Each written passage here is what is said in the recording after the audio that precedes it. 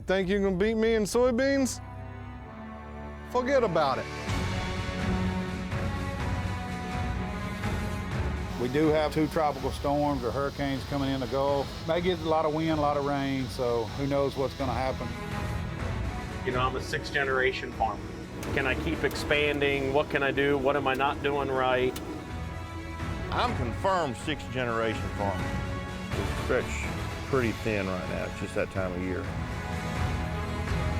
It's not gonna be hard to beat Weaver. He's not even in my realm of thoughts. Like, pick out the worst plant. That should be how Weaver's crap looks.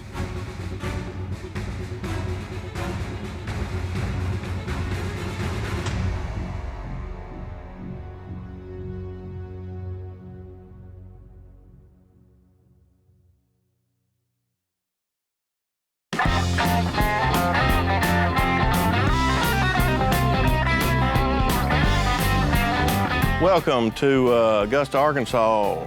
Today is August the 21st. Today we're here with Doobie Moore, our BASF Technical Marketing Manager. Today I think we're going to talk about fungicides. We're going to go to the field in a little bit and look at some beans. So Doobie, you got anything to add to this? Today we're actually talking about a new product that BASF has brought to the market with Revytek. So Revytek is Preaxor plus our new triazole, the Revysol compound that's bringing industry-leading residual for the triazole family, and it's going to be able to help growers like Perry stretch yields more than they have in the past. 3 years ago, the target spot came in on us mid-August. We had a cool, wet period around the 11th through the 15th of August, and it absolutely ruined some yields. Beans that looked like they would make 60, 70, maybe 80 bushels were making 20. It was disastrous. Every field I had protected with Preaxor at the time came through fine with, I mean, you could tell the difference.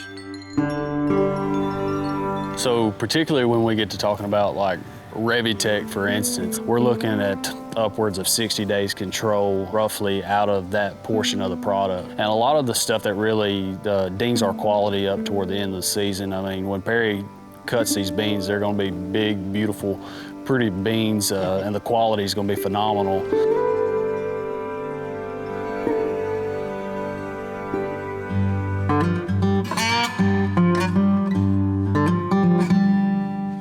Nice beans. This is kind of what I'd say would be my standard production practices. We had some poultry litter for pre-plant fertilizer. Put some foliar feed in with our fungicide application. This field just had 1 shot. With the Revytek, it lasts what I feel like longer than some more of the more traditional or standard fungicide. So we're getting good control. I don't see any disease down in there. These fields made it through without any worms or any insect problems. So budget-wise, pretty good shape here.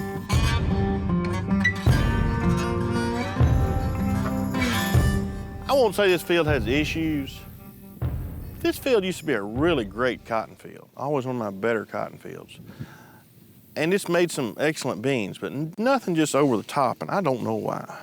We did a little dirt work out here, so we moved some soil around. That may be where the problem lies. They're pretty good beans, they're just not what I was kind of expecting to see. So I pulled this plant. Unfortunately, I left the roots in the ground, but anyway, I'll do a quick node count. 21, 22, and then this lateral branch. As far as pods go, 3, 4, 5, 6, 7, 90 pods, so you know, that's good.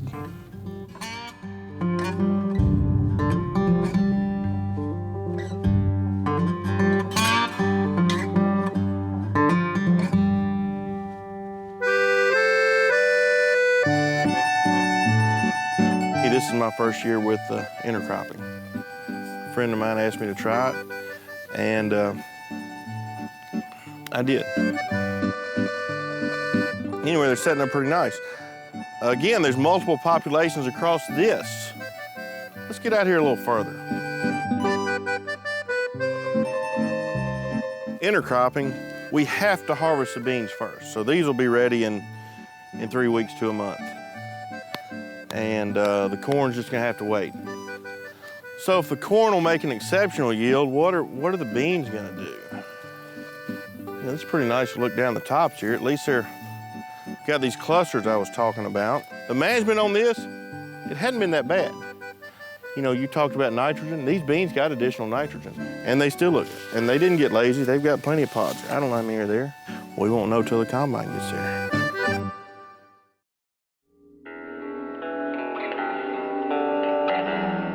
So hopefully a combination of 40 feet of corn, 40-foot pass of soybeans, play off each other. These soybeans have basically been treated with the corn management program.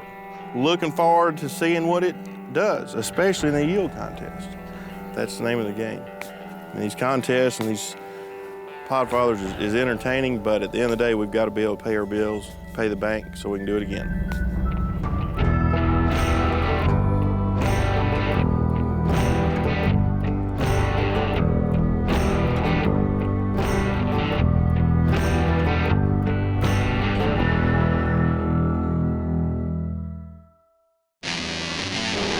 One of the better products that we've seen come out here lately is Veltima from BASF. The thing I like about this is how long it's going to last in that plant. It can give me a longer window to make that decision. I'm really loving it. Veltima has the longest residual of any product out there. Let's control something that we're able to control this year. Veltima reduces stress in the plant, reduces the temperature. Happy corn makes more grain.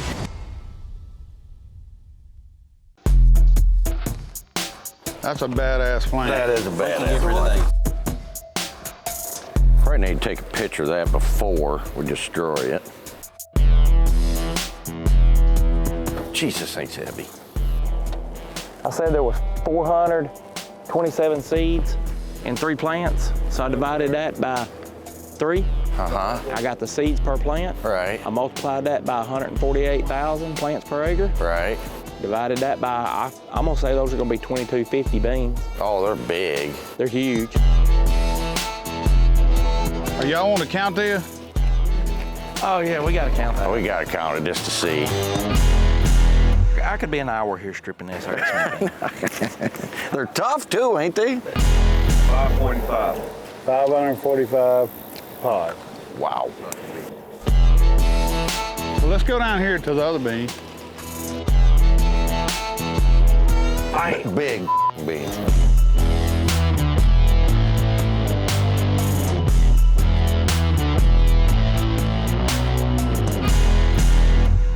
We're here today looking at some of our higher production beans. We've been out in the high yield plot and we've come to the check now just to kind of see what the difference is. You know, these beans are starting to quit, so you can see all the brown leaves on them. We're probably 10 days away, maybe 12 days away from harvest here. We think that the high yield plot there, that some of the stuff we've done there may be paying off, so we'll see in the end. Well, I mean, I'm amazed at the size of the pods and the size of the beans are going to be here and the amount of time this has had to fill. Yeah. You know, I think it's going to put out some really big beans. These are planted on a twin row 38-inch raised bed. We have them on the raised bed because of furrow irrigation. Everything that we irrigate is done through lay flat poly pipe and actually goes down the middles in between the rows. So we have to put them up on a bed, you know, to kind of give that water a direction to go in. You know, actually, where you split that, you know, with that twin row, I mean, they're really, even at 147,000, you know, they got some room there. It's pretty decent, you know. Yeah, when you go single row like this, it's a mess. Have you know, you talked about your corn, you know, so much better in the multiple years of testing. Have you got the same, or you just haven't even done any with singles? No, we continually test, and we've got some single row beans, and on good sand ground like this, what we call our good ground, probably 3 or 4 bushel an acre. You get into more clay type soils, and then you're looking at more like 7 to 8 bushels. Yeah, that's what I would expect at least, I would think. Dan and I have kind of been out here looking at the beans and seeing what we have. We did some yield calculations on them, and they look like they're gonna be decent, and I'll be able to compete anyway. May not get the pinky ring, but I'll be able to compete. Well, what we try to do is recapture every bit of that water. So when we pump these fields up, we start draining them. It comes over here, and then we've got a float in there. We'll turn a relift on, and we catch every bit of that water back into this pump. Oh, it goes back in. Yeah, we'll recirculate this water 3 or 4 times. No kidding. And that's great for the environment. Right. And it's really easy to pump that water back out versus pumping out of a well. All right, so we got that flooded, and then we get a big rain. If this is not full, you know, we'll turn that pump on all the time, you know, and just capture every bit of the rainwater and then runoff water. When we start dropping the flood off the plant, you know, all that water, you turn that pump on and it'll suck all this water from this whole farm back into here instead of going out the drainage ditch. So there really is, the reservoir doesn't have anything feeding it, it's just all feeding itself. Yeah, we're pumping it. We're pumping it. If there's any water goes in there, it don't come from the sky, we're pumping it in there. Yeah. You know, the great thing would be if there was some way that these ditches went into there, you know, without a pump. Yeah. But you've got to pump it up. But it's really good. It's very efficient. It's good for the environment. It makes you look good as a farmer. You know, you're conserving all the water you can. Right. This is where we want to come. We want to brag about being sustainable and doing right with the environment. That same water's probably been in and out of there 3 times. That's pretty cool. You know. Yeah, rice is a pretty unique commodity, you know, because it is a food. Yeah. You know, it's not, you know, we grow mostly stuff for cattle and hogs and chickens, and this is actually for human consumption.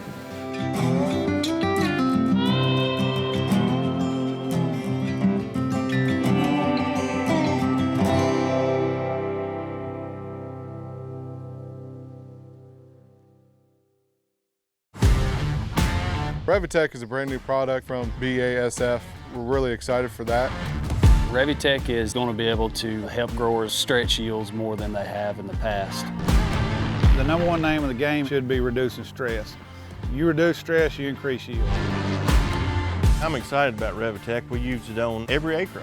We're looking at upwards of 60 days control. It's going to take great farmers and just propel them so much further than we've ever been before.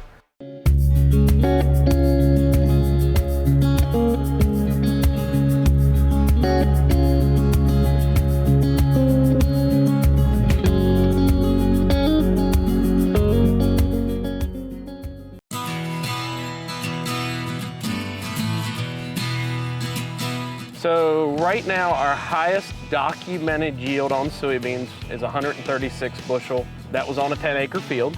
We have hit as high as 158 bushel on beans per acre. That was on about 2 to 3 acres. When we're looking at beans, I gotta be doing at least a minimum of 10-acre blocks to consider everything that we're doing to the next steps and what we've got going on. I really believe, being a member of the MAC school, we're pulling the information that Kevin's given us about corn, bringing it into bean production, and now we're able to, I'm really thinking we're gonna turn out some good numbers this year on soybeans that we haven't seen before in the past.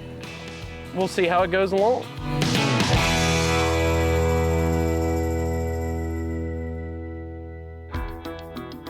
We're out here standing in the 30-inch AgriGold 3722 beans. We're seeing a lot of success. What we contribute a lot of what we're doing is the Monty's liquid carbon. We came in early on.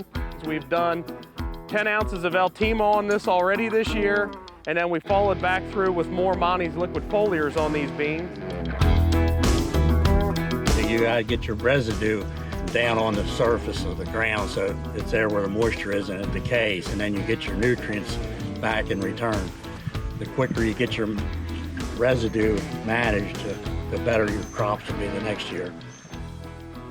One of the big benefits that we're seeing is there was a product released by Monty called Midnight. That is sunshine in a jug. And what we see is these extra increases in bloom and nod sets that are just starting to fill now since we finally got some rain. Up until last night, we hadn't had rain here since June 25th, so we were a good month and a half, 90-degree temperatures, a lot of wind, but what we're really noticing is now that we've gotten that shot of rain, we're really being able to see the beans jump, and the corn's finally coming about, and what we're seeing now is we're getting some really good growth, more pod sets, more blooms, and that is the secret to getting ahead out here. You know, you gotta have oxygen in the soil. That's where Monty's carbon gives you, it loosens the soil and lets it breathe better. Plants that had the nutrients added to them were healthy. They survived the dry period, and as soon as they got the moisture into it, boy, they just jumped. Temple and I have known each other. We're AGR alumni. We've been friends for years. As we learn, Temple's part of our team. We talk everything through. We always work together. So if it's me that wins or Temple that wins, at the end of the day, we're always happy, and we'll sit down and eat a crab cake and make jokes at each other. So these beans will be Temple this year. As we get out and look at some other fields, I promise you, I will help Temple, but I will make sure I beat Temple.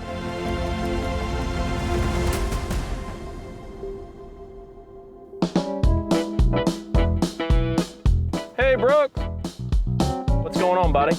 Oh, not much. Bring some corn. So, Podfathers and CornWarriors, I just want to say this to you.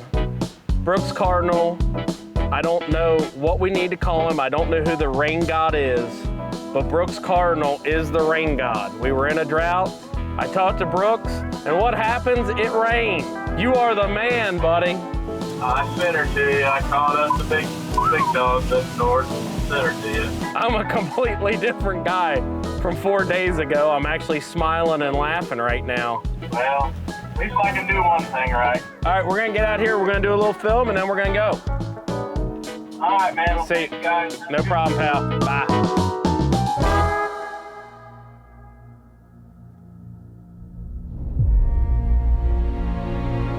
One of the things that we were noticing the other day is in the bottoms how many pods had aborted. Right now, this has been under a lot of drought stress. So as we move forward, we'll probably scrap this field and move on to another one. It's one of our contest fields, planted about 36, 37 plant population, both fields. This is where we finished up. We're planted May 17th. Uncle Tom planted the right, and I planted the left-hand side of the road, and as Uncle Tom said, I got the back 40 and he got the better front 40. So we'll see how it all turns out.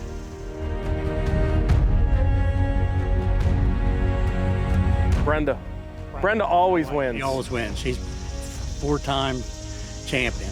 She's a four-time AgriGold state champion. Last year she had a 306. Times before that was with 640-106. So we want to keep Aunt Brenda winning and moving ahead. This year we have some entries for me in strip till, Tom's in no-till, and see what we can to get done.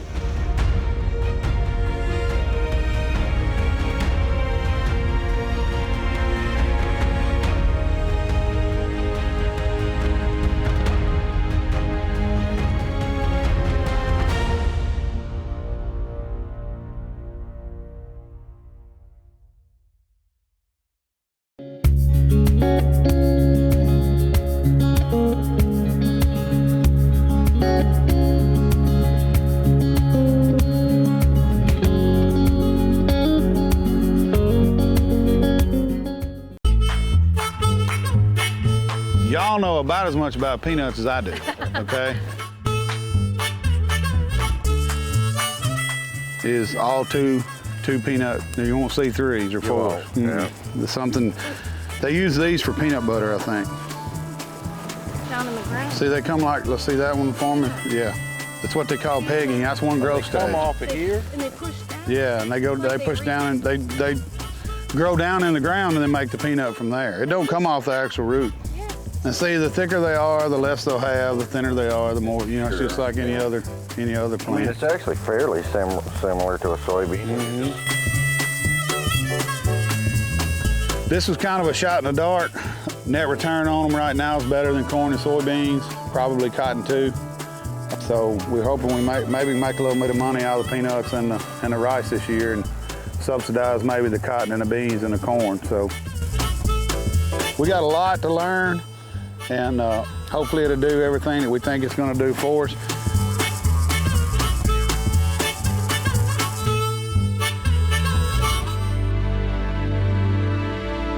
Today was really, really fun. We were very fortunate to have Dan here, kind of looking around. He looked at a lot of new stuff that he hadn't seen before, rice, cotton, peanuts. Yep. You know, I just can't wait to go up there and get to do the same thing that he did today, you know, up there with him. One thing, counted the most pods we have ever seen, or I have ever seen on one plant in my life. It took 3 men like 10 minutes to strip the pods. Yeah. Put them in, you know, put them in 4s, 3s, and 2s. And these were the biggest beans I think I've ever seen. We don't get them that big up there. I think them group 4s, they got a long season and they get big, and it's awesome. I was excited looking at him. I think he's gonna have some really good yields there, and I'm really pulling for him. We really appreciate being a part of the Podfathers and being able to interact with the Corn Warriors, and we'll see y'all next time you come.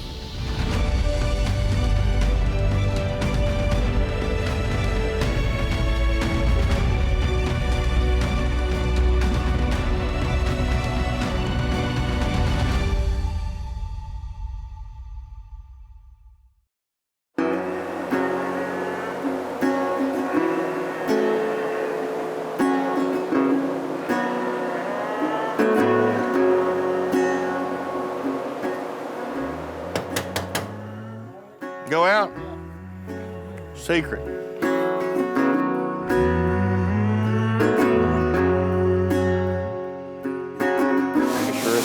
If it's got low on corn, then you know it loses pressure.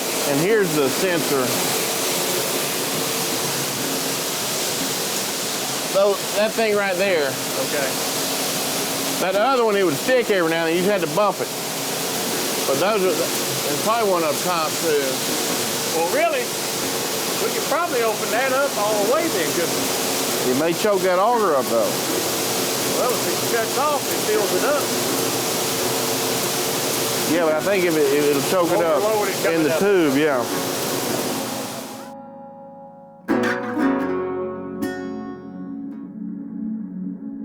Yeah, everything's up and going. The last 2 days have been pretty much hell, but anyway, I'll make it. We went out and started looking at the soybeans. We found some pretty nice looking soybeans. We've had fungicide on all of them. We met with Doobie Moore, who's our BASF rep, and we use their fungicide on the beans. We use Revytek on the beans and Beltima on the corn. It really gives us that season-long control against our diseases. So when we went out and looked at beans and they were chest high, you know, in that 85 to 95 pods per plant, pretty pleased with that. Nice and healthy. Real consistent. I always say consistency pays the bills. And then last but not least, we went and looked at some contest stuff, which was in our intercropping. It's basically a soybean production on a high management corn plot. So looking forward to all this. The best news is once we got through looking with all the soybeans, we came back to the corn dryer project, pretty much went off without a hitch. So the dryer's running in the background. It keeps us pretty busy. When you have one of these, it's a year-round project. We don't ever get any time off.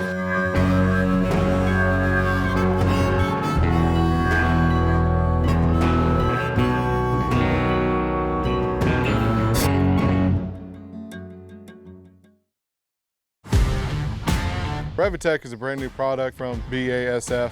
We're really excited for that. Revytek is going to be able to help growers stretch yields more than they have in the past.